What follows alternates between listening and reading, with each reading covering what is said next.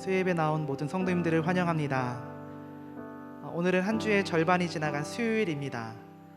이 시간 함께 예배하실 때 한 주 동안 우리에게 은혜 베푸신 그 하나님께 감사하며 남은 한 주 동안도 우리에게 은혜 베푸실 그 하나님을 기대하는 마음으로 찬양하고 예배하였으면 좋겠습니다. 함께 찬양하시겠습니다.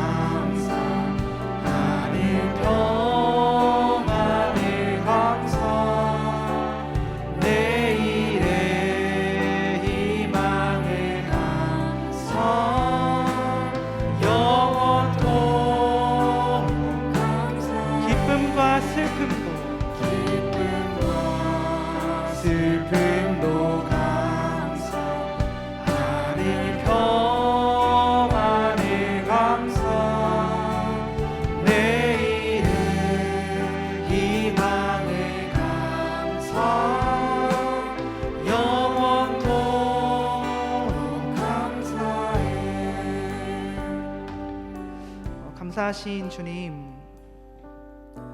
삶을 돌아보면 모든 것이 다 주님의 은혜였음을 고백합니다. 삶의 작은 것들도, 심지어 우리가 당연히 여겼던 숨을 쉬는 것마저도 모두 주님의 은혜입니다. 이 시간 주님께서 베푸신 그 한없는 은혜를 기억하며 예배하오니 우리의 마음 가운데 주님을 향한 감사함이 흘러넘칠 수 있도록 인도하여 주시옵소서. 우리에게 한없는 은혜를 베푸신 우리 주 예수 그리스도의 이름으로 기도합니다. 아멘.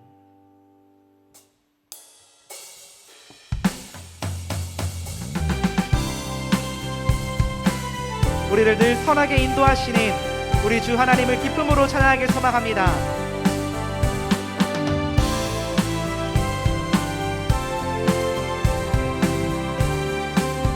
내 주 하나님,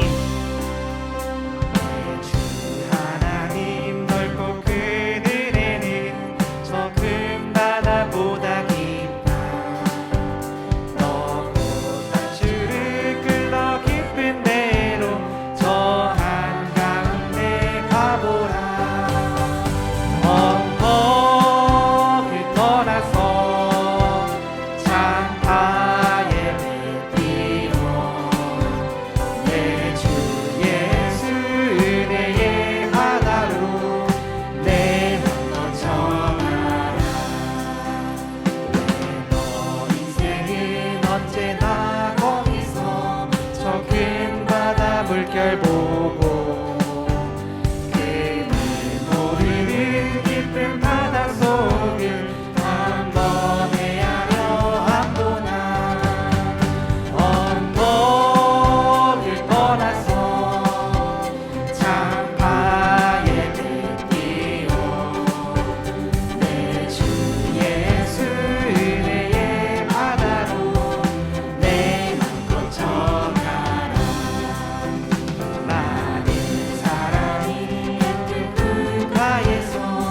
저 큰 바다 가려다가 찰싹거리는 작은 파도 보고 마음 약하여 못 가네.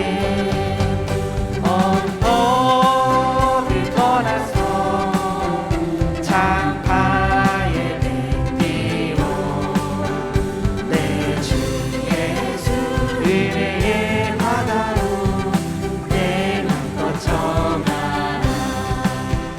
자 곧 가거라 이제 곧 가거라 저 큰 은혜 바다 향해.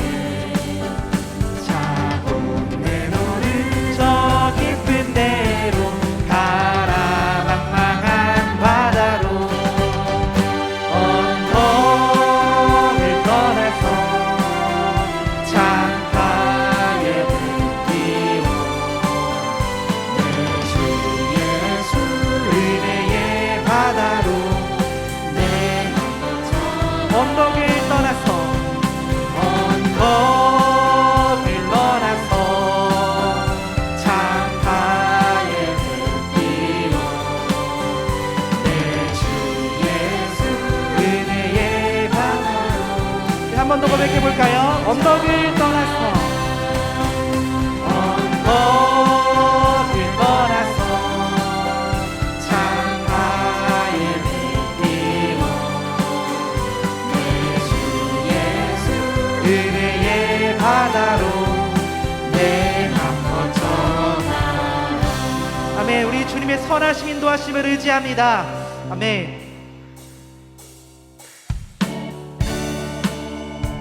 날마다 우리와 동행하시는 우리 주님을 기쁨으로 찬양하기 소망합니다. 주와 같이 주와 같이 길 가는 것 즐거운 일 아닌가. 우리 주님 걸어가신 발자취를 밟겠네.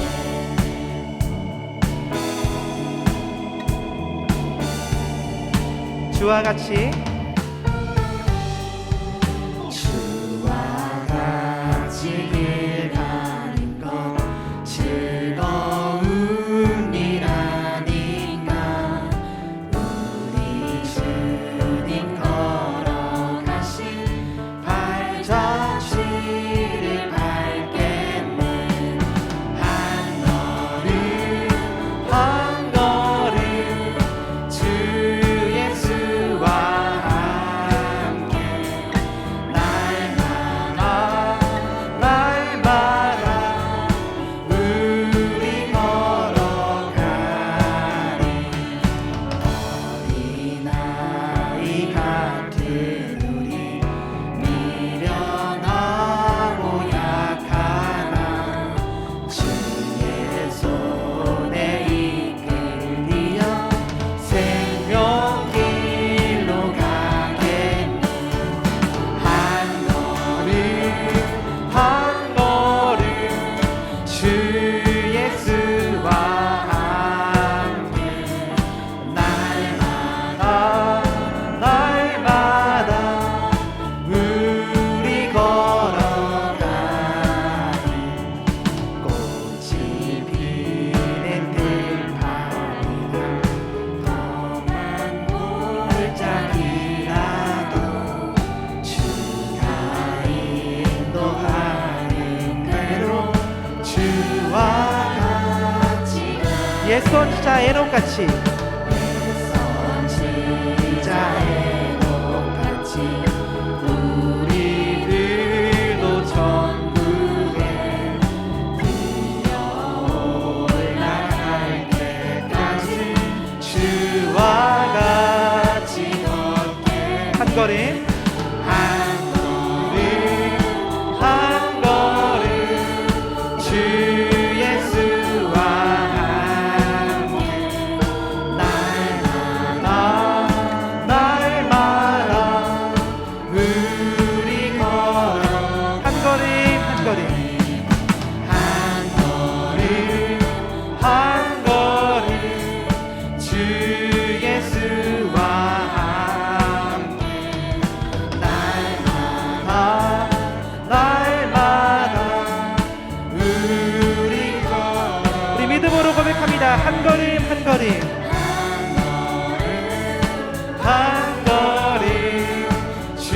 예수와 함께 날마다 우리 걸어가니. 우리 하늘 동행하신 우리 주님께 영광의 박수를 드리겠습니다. 할렐루야.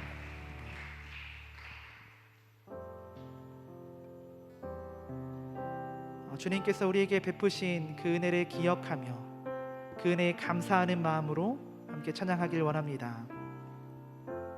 주 나의 모습 보내, 주 나의 모습 보내, 상한 나의 맘 보시네. 주 나의 눈물 안에 홀로 울던 맘 아시네. 주 나의 모습 보내, 주 나의 모습 보내, 상한 나의 맘 보시네. 주 나의 눈물 안에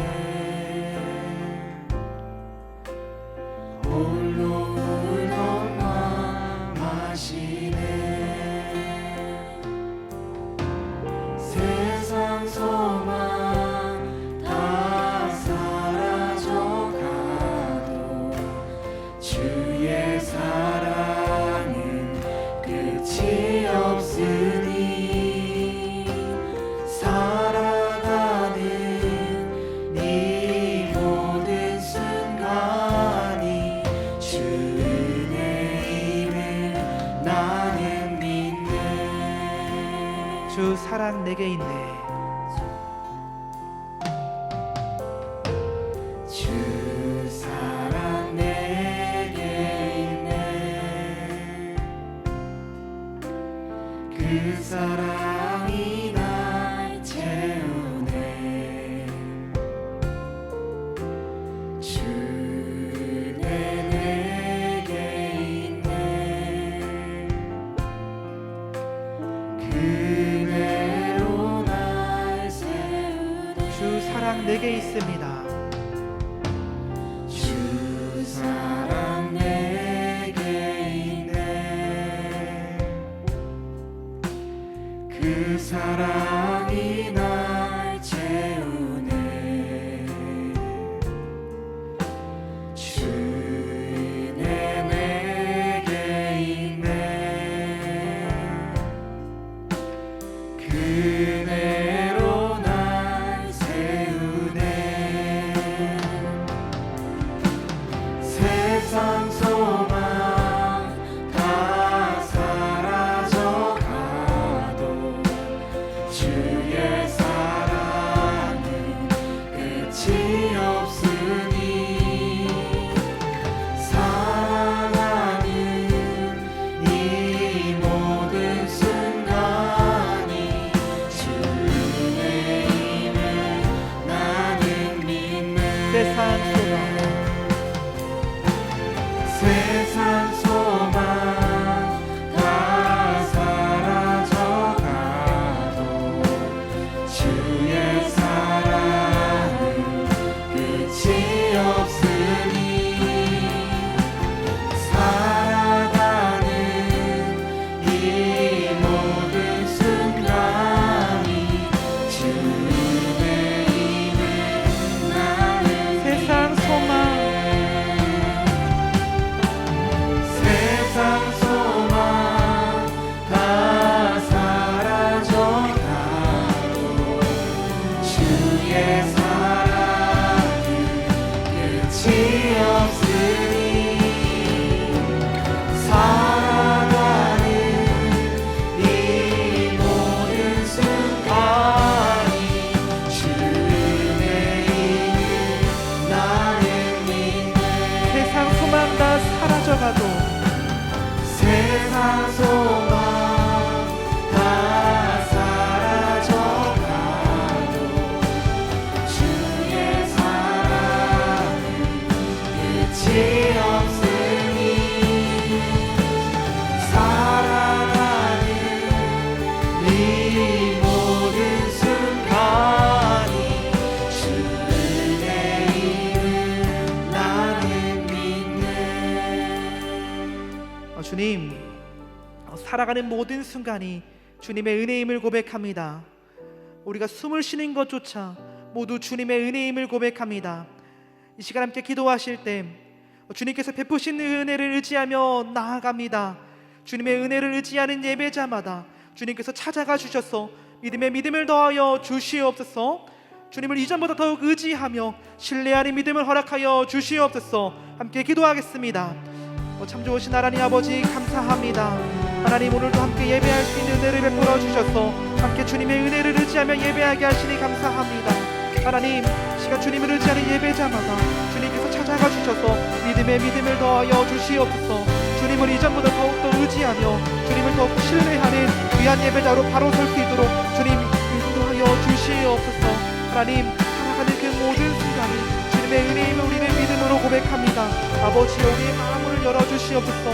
하나님, 이 시간 주님의 말씀이 선포될 때 우리에게 들을 귀를 허락하시고 우리에게 들을 수 있는 마음을 허락하셔서 주님의 그 말씀을 들을 수 있도록 주님 인도하여 주시고 그 말씀으로 우리의 삶을 또 승리하는 우리의 삶의 간증거리 되는 놀라운 은혜를 날마다 경험할 수 있도록 주님 인도하여 주시옵소서. 하나님, 세상에 소망 두지 아니하게 하여 주시고 주님께만 소망을 두게 하시며 주님의 그 말씀에만 소망을 두는 그 귀한 예배장으로 바로 설 수 있도록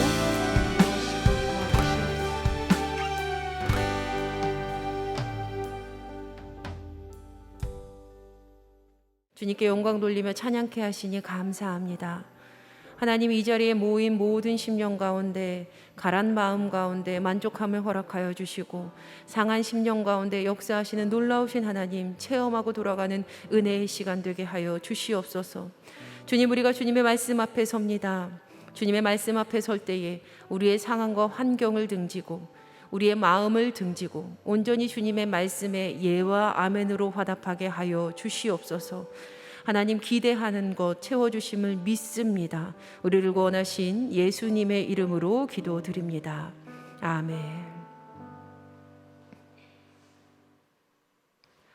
오늘 우리에게 주시는 하나님의 말씀은 잠언 30장 7절에서 9절까지의 말씀입니다. 잠언 30장 7절에서 9절까지의 말씀입니다. 잠언 30장 7절에서 9절 말씀 우리 한 목소리로 합독하겠습니다. 시작. 내가 두 가지 일을 주께 구하였사오니 내가 죽기 전에 내게 거절하지 마시옵소서. 곧 헛된 것과 거짓말을 내게서 멀리 하옵시며 나를 가난하게도 마옵시고 부하게도 마옵시고 오직 필요한 양식으로 나를 먹이시옵소서. 혹 내가 배불러서 하나님을 모른다 여호와가 누구냐 할까 하오며 혹 내가 가난하여 도둑질하고 내 하나님의 이름을 욕되게 할까 두려워함이니이다. 이는 우리에게 주시는 하나님의 말씀입니다. 아멘. 지난 2달 동안 잠언을 통해서 우리의 삶으로 따라야 할 그 하나님의 지혜를 묵상했습니다. 그리고 오늘은 수요 예배에서 마지막으로 잠언에 대해서 말씀을 나누는 그러한 시간입니다. 오늘도 이 시간을 통해서 우리의 삶 가운데 여호와를 경외하는 참된 그러한 지혜가 심기기를 주님의 이름으로 간절히 축복합니다. 아멘. 우리가 잠언을 처음 묵상을 시작했을 때 잠언의 저자가 누구인지 우리는 알고 있는 그 격언, 잠언은 저자가 누구인지 아는 그 격언 아포리즘이다라고 말씀을 드린 바가 있습니다. 격언이란 인생의 교훈을 담은 짧고 간결한 글을 말을 하는데요. 바로 잠언은 솔로몬을 저자로 두고 있는 격언의 형식으로 이루어져 있습니다. 덧붙여서 잠언의 기록 목적이 1장 2절에서 5절까지의 말씀에 나와 있는데요. 요약하면 피교육자가, 그러니까 교육을 받는 사람이 지혜와 명철의 말씀을 알고 그대로 따라 살도록 훈계를 받도록 하기 위함입니다. 정리하면 잠언은 가르침을 받는 대상에게 지혜의 삶을 살도록 교육하기 위한 격언의 형태로 이루어져 있습니다. 다시 한 번 더 말씀드리면 잠언은 격언 형식이에요. 그런데 이제 잠언의 끝이 보이는 30장에 이르게 되면 독특하게도 아굴이라는 사람의 기도문이 등장을 합니다. 처음부터 잠언은 격언으로 되어 있다라고 말씀을 드렸는데 뜬금없이 이 격언 가운데 기도문이 나오는 겁니다. 바로 오늘 본문으로 삼은 잠언 30장 7절에서 9절까지의 말씀입니다. 이 단락의 소제목은 아굴의 기도로 이 기도문은 잠언 어디에도 발견이 되지 않는 잠언 속의 유일한 기도문이에요. 잠언에서 굉장히 특별한 부분이죠. 자, 그렇다면 아굴은 이 잠언의 격언 가운데서 도대체 어떤 기도를 하나님께 드렸는지, 하나님께 무엇을 기도했는지 우리 한 번 더 말씀을 읽어보겠습니다. 우리 함께 읽어보시겠습니다. 내가 두 가지 일을 주께 구하였사오니 내가 죽기 전에 내게 거절하지 마시옵소서. 8절입니다. 곧 헛된 것과 거짓말을 내게서 멀리하옵시며 나를 가난하게도 마옵시고 부하게도 마옵시고 오직 필요한 양식으로 나를 먹이시옵소서. 혹 내가 배불러서 하나님을 모른다 여호와가 누구냐 할까 하오며 혹 내가 가난하여 도둑질하고 내 하나님의 이름을 욕되게 할까 두려워함이니이다. 지금 아굴이요, 제가 죽기 전에 거절하지 말아주세요 라는 말로 이 기도의 간절함을 표현을 합니다. 그만큼 그가 간절히 바랐던 것은 삶의 진실함, 그리고 자신에게 필요한 만큼의 양식만을 허락해 달라라는 것이었습니다. 지금 우리가 이 기도문을 더 폭넓게 이해하기 위해서는 이 기도의 전제가 되는 그러한 것들을 살펴보아야 합니다. 잠언에서 이 특별한 기도문을 포함하고 있는 30장은요, 전체 타이틀을 아굴의 잠언이다라고 이렇게 이름 짓고 있습니다.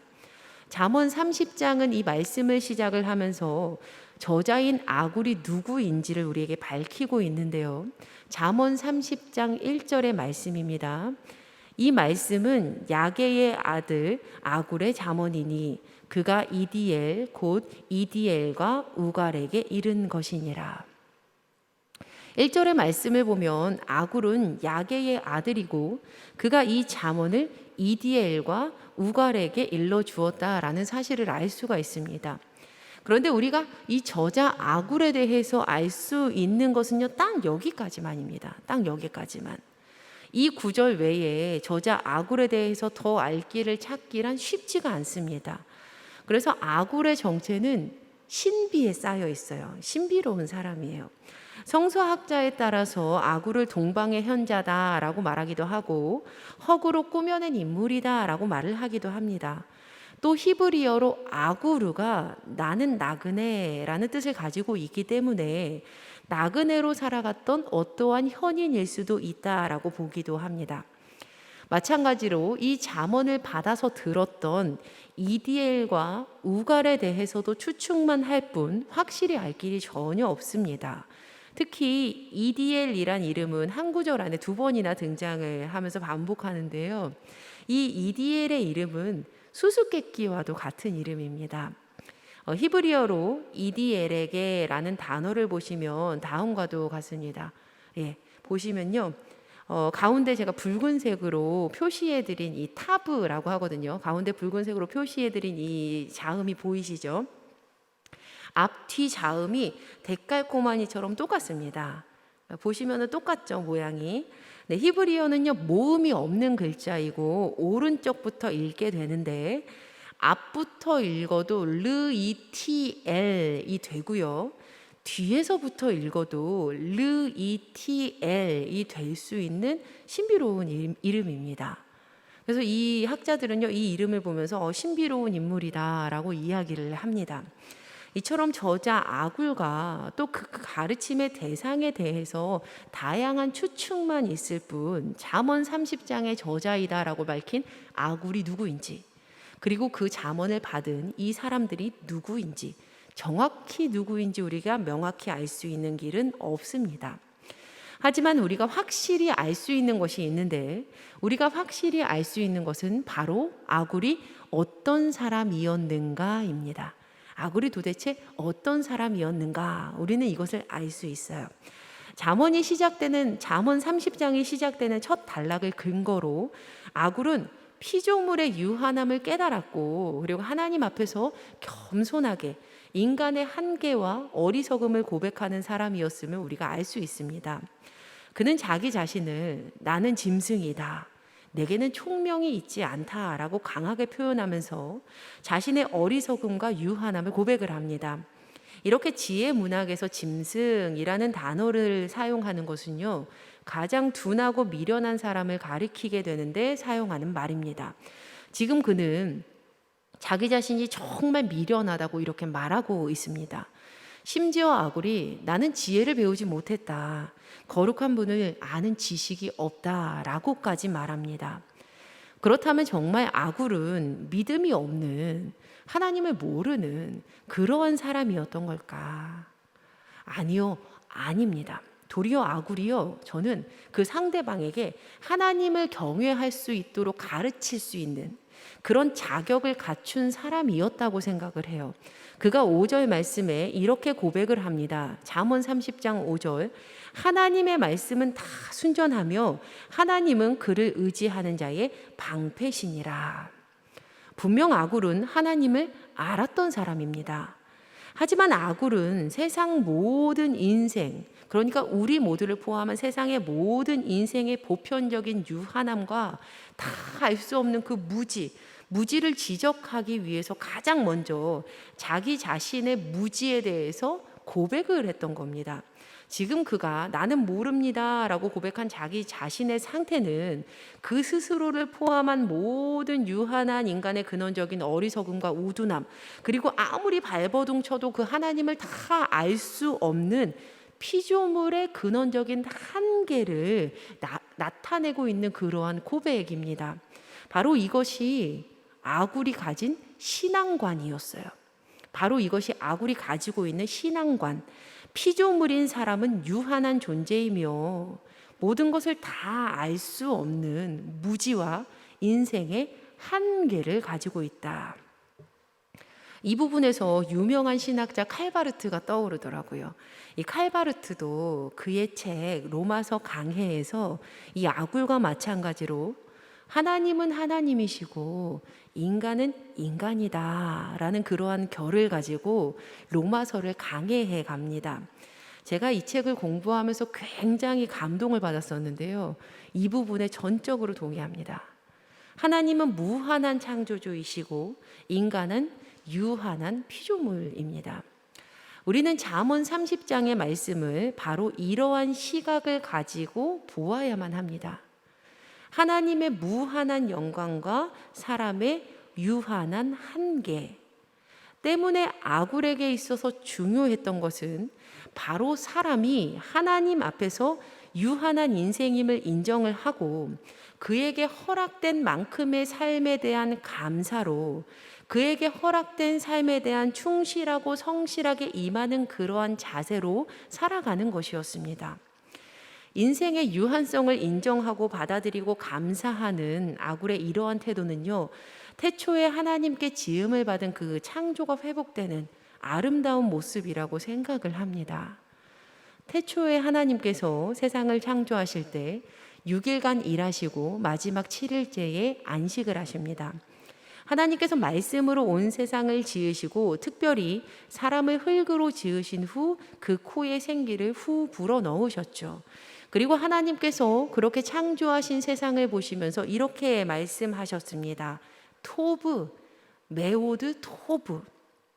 좋다. 참 좋다.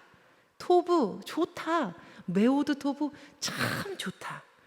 히브리어로 토브는요, 아주 선하게 좋다라는 뜻입니다.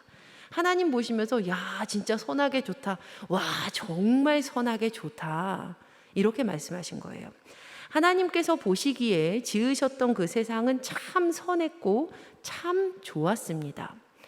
그런데 하나님께서 창조하신 것 중에 유일하게 좋게 보지 않으셨던 것이 있는데 바로 사람이 공동체 없이 홀로 지내는 것이었습니다. 하나님은 공동체를 굉장히 좋아하시죠.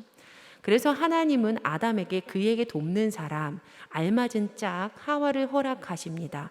그렇게 아담과 하와가 만나게 되죠. 창세기 2장의 말씀을 보면 태초에 지음을 받은 아담과 하와는 하나님께 지음받은 그 모습 그대로, 자신의 그 모습 그대로를 자기 자신이 보기에도 또 서로에게 보이기에도 부끄러워하지 않습니다. 그들이 만났을 때 그들은 부끄러워하지 않아요.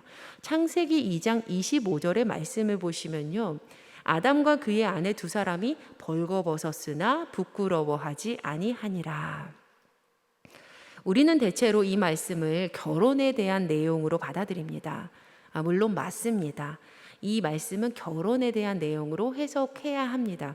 그런데 단지 이 말씀을 결혼에 대한 것으로만, 그렇게 국한된 말씀으로만 보아서는 안 된다고 생각을 합니다. 저는 이 말씀이 하나님께서 지으신 모습 그대로에 대한 감사와 만족에 대해서도 꼬집고 있다라고 생각을 합니다. 벌거벗었으나 부끄러움을 느끼지 않았다라는 아담과 하와는 하나님께서 지으신 그들의 모습 그대로를 괜찮게 여기고 있음을 보여줍니다. 자신의 모습이 괜찮으니까 벌거벗고 있어도 전혀 부끄럽지 않았던 것이죠. 내가 나를 봐도 만족스럽고 나와 함께하는 공동체의 그 일을 보아도 감사했던 겁니다. 여기서 부끄러워하지 않았다라는 것은 실망하지 않았다라는 뜻을 가지고 있습니다. 부끄러워하지 않았다라는 것은 실망하지 않았다는 거예요. 그들은 스스로도 하나님께 지음받은 모습에 실망스럽지 않았고 또한 서로의 모습도 실망스럽게 받아들이지 않았습니다. 물론 태초에 죄가 없는 아담과 하와와 지금의 죄가 있는, 그 죄가 들어온 우리와는 다른 부분이 있겠지만 사람이 창조되었을 때부터 지금까지 한계를 가지고 있는 피조물이다라는 것은 변하지 않는 사실입니다. 그럼에도 불구하고 아담과 하와는 자신의 유한한 모습에 실망하지 않았습니다. 하지만 이 세상에 죄가 들어오고 아담과 하와가 가장 먼저 했던 일이 무엇이었습니까? 죄가 들어오고 그들이 가장 먼저 했던 일, 바로 무화과 나무 잎을 엮어서 치마로 삼아 그들의 모습을 가린 겁니다. 창세기 3장 7절 말씀, 이에 그들의 눈이 밝아져 자기들이 벗은 줄을 알고 무화과 나무 잎을 엮어 치마로 삼았더라. 이제 그들은 하나님께 지음받은 나의 모습이 부끄러워졌습니다. 하나님께서 허락하신 상대방의 모습이 만족스러워 보이지 않았어요. 나무 잎으로 옷을 만들어 입어야 할 만큼, 가려야 할 만큼 부끄럽고 불만족스러워졌던 것이죠. 그렇게 메오드 토부했던 그들의 모습이 이제는 무화과 나무 잎으로 가리고 숨겨야만 하는, 하나님의 낯을 피해서 도망해야만 하는 그러한 상태로 바뀌어 버렸습니다. 이렇게 불만족의 무화과 나무 옷을 만들어 입은 아담과 하와처럼 이 세상을 살아가는, 지금 이 세상을 살아가는 우리에게도 참 다양한 무화과 나무 잎 옷이 있는 것 같습니다. 우리는 본인 스스로 보기에 또 타인이 보기에 실망스럽다 여겨지는 모습을 가리고자 참 많은 무화과 나무 옷을 우리 삶 곳곳에 입힙니다. 여전히 우리 한국은 부동산 문제로 많은 사람들의 마음이 답답한 상황이죠. 높은 곳에서 낮은 곳에 빽빽하게 모여있는 집을 보면서 아이고, 하늘 아래 이렇게 집이 많은데 왜 우리 집은 없나 탄식하는 사람이 있는 반면에 아직 초등학생도 되지 않은 자녀의 명의로 사준 집이 두세 채씩 있는 그러한 일들도 있습니다. 그런데 집이 있건 집이 없건 모두의 마음은 동일한 것 같아요. 더 좋고 더 많은 집이 있기를 바라는 것이죠. 그것이 없기 때문에 마음이 안타까운 것이고 그것을 바랐기 때문에 그렇게 긁어 모으는 겁니다. 왜냐하면 세상을 살아갈 때 남들보다 더 좋은 집과 더 많은 집이 있어야만 만족스러운 인생이 될 것 같기 때문입니다. 때때로 우리는 더 좋은 집이라는 무화과 나무 옷을 갖지 못함에 우리의 인생을 실망스러운 눈으로 바라보고는 합니다. 또 한국 부모들은 자녀에게 공부하라고 강조를 굉장히 많이 하죠. 강요를. 한국 부모들이 자녀들에게 공부하라고 강요하는 그 솔직한 이유는 그들의 자녀가 다른 이들보다 더 많은 부와 명예를 얻게 하기 위함인 경우가 참 많습니다. 물론 믿음을 가진 자녀들은 열심히 공부해야 하고요. 세상에서도 좋은 위치에서 선한 일을 많이 해야 합니다. 저는 우리 교회 다음 세대들이 이런 사람이 되기를 기도해야 하고, 또 교회 학교에서 그들이 그렇게 성장해서 잘 되었을 때 맡겨진 일에 충실히 살아야 한다고 그렇게 생각을 합니다. 하지만 세상 어느 누구보다 더 많은 것 가져야만 한다라는 삶의 욕망으로, 심지어 믿음을 가진 이들이 욕심의 지배로 자녀와 손주들에게 이것들을 강요한다면 그것은 아담과 하와가 부끄러움에 어설프게 지어 입은 무화과 나무 옷일 뿐입니다. 이 밖에도 세상 욕심에 눈이 멀어서 할 수만 있다면 더 많은 것을 얻고자 추구하는 지식, 물질, 관계, 명예, 지위 등등등, 이러한 죄에 빠진 인간의 근원적인 욕망은요, 성경적으로 보았을 때 타락 이후에 생겨난 모습입니다. 누가복음 12장에는 밭에서 많은 소출을 거둔 한 부자의 이야기가 기록되어 있습니다. 소출을 거둔 그가 마음속으로 이렇게 말하는 거예요. 내가 곡식 쌓아둘 곳이 없을 정도로 이렇게 많이 소출을 거뒀으니 어떻게 해야 할까? 기존 곡간을 헐어버리고 더 크게 지어서 내 모든 곡식과 물건을 거기 쌓아두어야지. 이어서 이 사람이 자신의 영혼에게까지 말합니다. 자신의 영혼에게 말하는 거예요. 내 영혼아, 여러 해 쓸 물건을 많이 쌓아두었으니 이제는 평안히 쉬고 먹고 마시고 즐거워해라. 그때 하나님께서 그에게 말씀하시는 겁니다. 어리석은 자여, 오늘 밤에 내 영혼을 도로 찾으리니 그러면 내 준비한 것이 누구의 것이 되겠느냐. 참 어리석죠.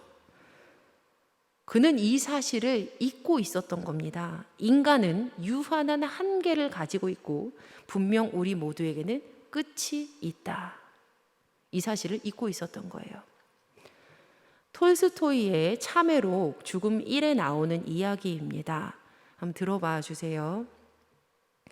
동양의 우화 가운데 들판에서 성난 맹수의 습격을 받은 나그네의 이야기가 있습니다. 나그네는 맹수의 공격을 피해 물이 마른 우물 속으로 뛰어들었습니다. 그런데 그 우물 밑에는 나그네를 한 입에 삼켜버릴 듯이 입을 쩍 벌리고 있는 커다란 용이 있었습니다. 그런데 하늘이 그를 도운 걸까요? 이 나그네는 마침 우물 틈을 비집고 자라난 관목 줄기를 꽉 부여잡았고 대롱대롱 매달리게 되었습니다.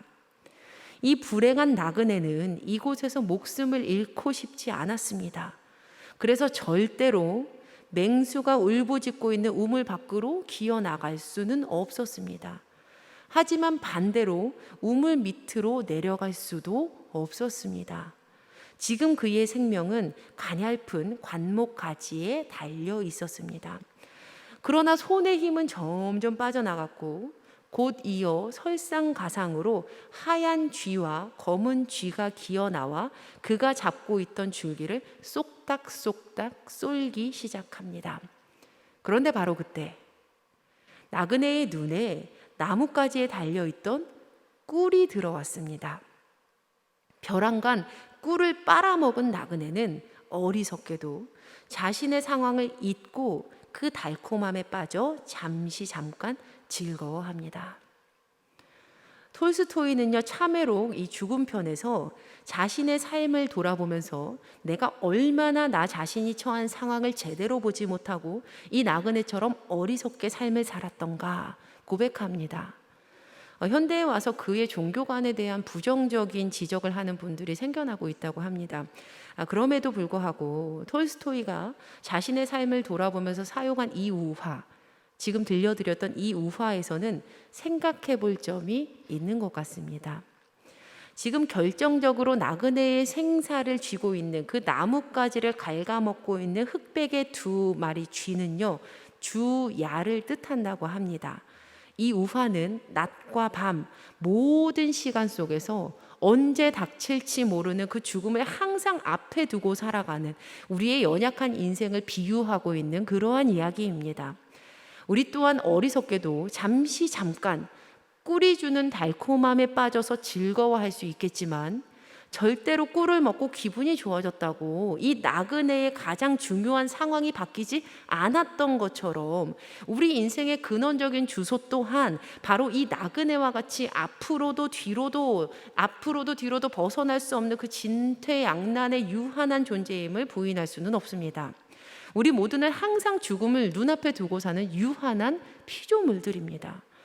바로 이러한 지혜를 깨달은 이들, 자신의 유한함의 지혜를 깨달은 이들은요, 이 점을 인정하면서 살아갑니다.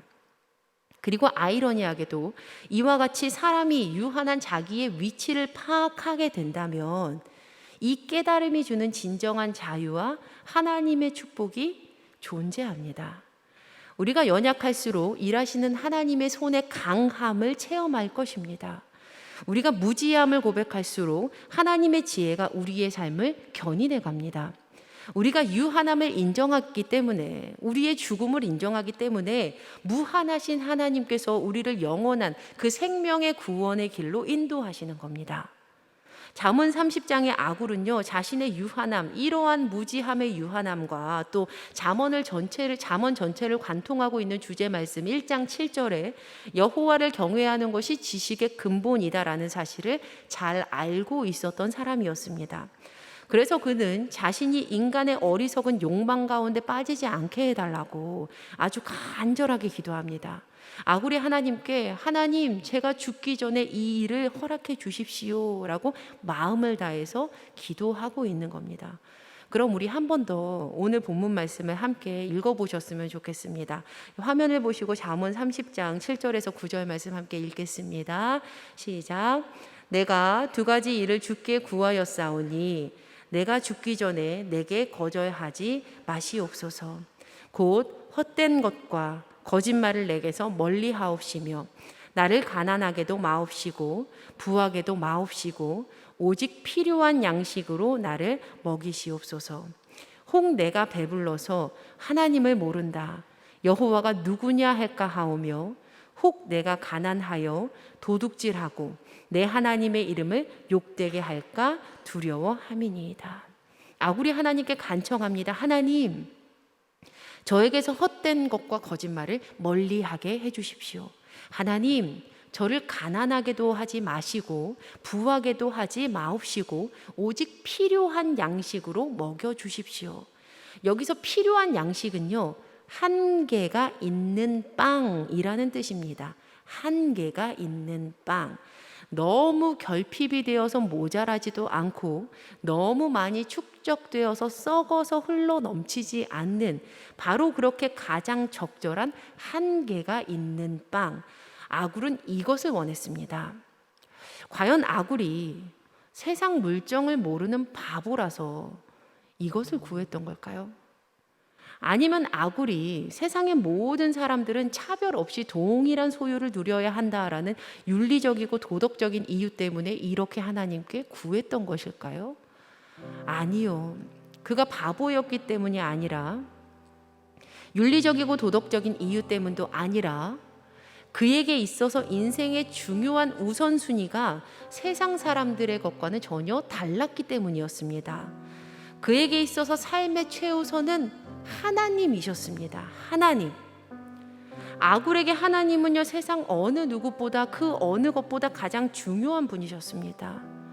그렇게 가장 소중한 하나님과 한평생 상관 있는 삶을 살고 싶었던 것이었어요. 그래서 인생 살면서 배가 너무 불러서 나 하나님 모른다, 여호와가 누구냐라고 하지 않도록, 또 너무 가난해서 도둑질함으로 하나님의 이름을 욕되게 해드리지 않도록, 그래서 하나님께 필요한 만큼만을 허락해 주시기를 간구했던 것입니다. 자, 그럼 이제 끝으로 우리의 삶을 돌아보았으면 좋겠습니다. 우리의 삶. 우리는 아굴처럼 인생의 유한함을 고백하며 하나님, 오직 나에게 필요한 양식을 먹여 주십시오 라고 간구하는 마음이 있습니까? 저는 평생 하나님과 관계 맺으며 살기를 원합니다. 주님, 저에게 필요한 양식으로 주십시오. 한계가 있는 빵을 주십시오 라고 간구하고 있습니까? 아니면 늘 항상 부족하기만 합니까? 이것도 모자라고 저것도 모자라고. 바라기는요, 이 시간 이제 함께 찬양하고 기도하실 때 아굴의 기도가 우리의 고백이 되었으면 정말 좋겠습니다. 어제도 먹이시고 오늘도 먹이시고 내일도 먹이실 그 하나님께, 어제도 인도하셨고 오늘도 인도하셨고 내일도 인도하실 그 하나님께, 그 하나님께서 우리의 삶 속에 필요한 양식을 주심으로 평생 영원히 만족해 하실 그 하나님께서 우리와 함께 동행하시기를, 그 은혜를 누리시기를 주님의 이름으로 간절히 축원합니다. 우리 이 시간 함께 고백할 때 주님의 은혜, 그 은혜를 고백하며 찬양했으면 좋겠습니다. 함께 찬양하고 기도하겠습니다. 내 평생 살아온 길, 내 평생 살아온 길 뒤돌아보니 짧은 내 인생길 오직 주의 은. 다시 고백합니다. 내 평생 살아온 길 뒤돌아보니 짧은 내 인생길 오직 주의 은. 주의 은혜라, 주의 은혜라, 주의 은혜라, 내 평생 살아온 길 주의 은혜라, 주의 은혜라, 다함이 없는 주의 은혜라, 주의 은혜라, 주의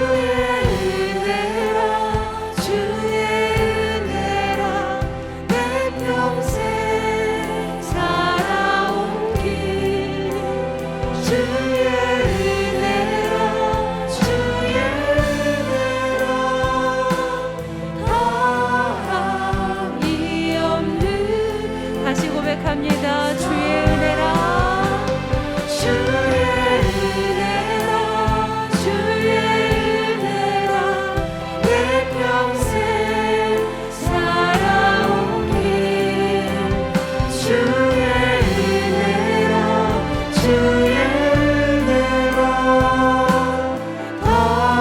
다함이 없는 사랑. 달려갈 길 모두 마친 후, 달려갈 길 모두 마친 후, 주 얼굴 볼 때 나는 공로 전혀 없도다 오직 주의 은. 달려갈 길 모두 마친 후, 달려갈 길 모두 마친 후, 주 얼굴 볼 때 나는 공로 전혀 없도다 오직 주의 은. 나는 공로 없습니다. 나는 공로 전혀 없도다 오직 주의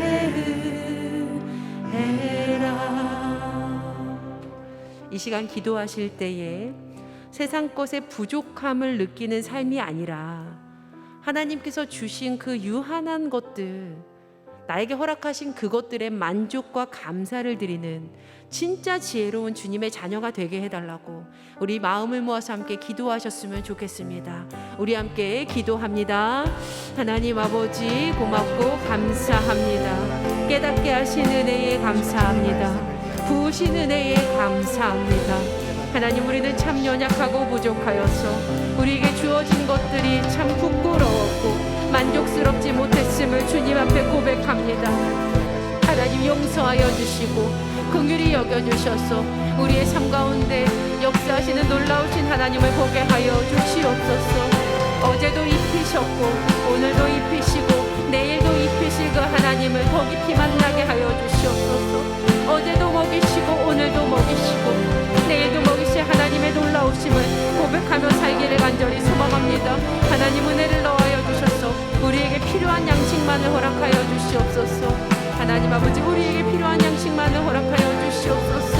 하나님, 결핍되어서 모자라지 않게 하시고 많이 축적해서 썩어 흘러 넘치지 않게 하여 주셔서 하나님, 적절한 그러한 한계가 있는 빵, 하나님, 이런 것들을 바라는 우리가 되기를 간절히 소망합니다. 하나님, 우리가 주님 앞에서 유한한 인생임을 고백할 때에 하나님 모든 걸 채워주시는 믿사오니 은혜 더하여 주시옵소서. 감사드립니다. 주시옵소서.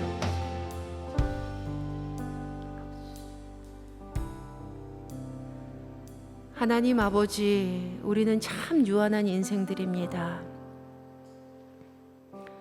그러나 하나님, 우리는 유한하나 하나님은 무한하시고 우리는 능력이 없으나 하나님의 능력은 세상 가운데 편재함을 우리가 믿음으로 고백하오니 하나님, 우리의 삶 가운데 우리에게 가장 필요한 양식으로 우리를 풍족해 하여 주시옵소서. 우리의 삶 가운데 헛된 것과 거짓말을 멀리하여 주시며 가난하게도 마옵시고 부하게도 마옵시고 오직 필요한 양식으로 먹여 주시옵소서. 우리의 삶이 주님의 것임을 만족과 감사를 드리는 지혜로운 주님의 자녀들이 될 수 있도록 주님 역사하여 주셔서 믿음의 고백을 하는 주님의 자녀들 되게 하여 주시옵소서. 주께 예물 드리는 손길이 있습니다. 이 예물이 주님 이러한 삶의 고백을 담아 드려지는 주님께 드리는 예물이오니 기쁘게 받아주시고 하나님 마음 있는 곳에 아름답게 사용하여 주시옵소서. 주께 드리는 모든 손길마다 풍성케 하여 주셔서 먹이시고 입히시는 놀라우신 하나님을 체험하는 귀한 통로 되게 하여 주시고 부족하고 연약하고 모자르고 하나님 힘들어서 드리지 못하는 손길이 있다면 주께 드리는 기쁨을 회복시켜 주시옵소서. 주님, 우리에게 주신 모든 것들에 감사합니다. 만족과 감사를 드리는 지혜로운 주님의 자녀로 살아가게 하여 주시옵소서. 이제는 우리 주 예수 그리스도의 은혜와 살아계신 주 하나님의 놀라우신 은혜로우심과 역사하시는 놀라우신 하나님이 주님 안에서 믿음으로 지혜로운 주님의 자녀가 될 사랑하는 주님의 귀한 자녀들 위해 이제로부터 영원까지 함께 하시기를 간절히 축원하옵나이다. 아멘.